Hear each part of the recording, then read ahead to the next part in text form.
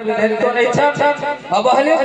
अवांछित जन नारी माने जन रोकले पड़ी रही छन तांको आपके नवा लगे ओटा भिड़ी छन तांको में निवेदन करमे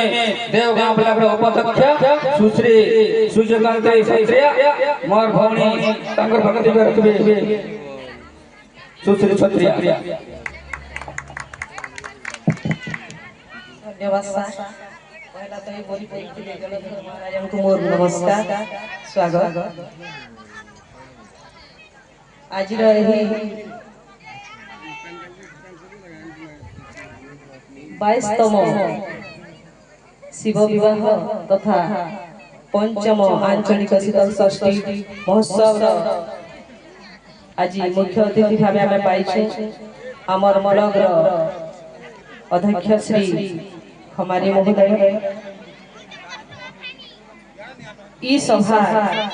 सभापति श्री चक्रधर मलिक महोदय ई सभा संपादक श्री मय प्रधानी महोदय मंच रे मंचासीन अछन आमर मुख्य वक्ता श्री विश्वान महोदय मंच रे मंचासीन अछन मोर भाई पप्पू दादा।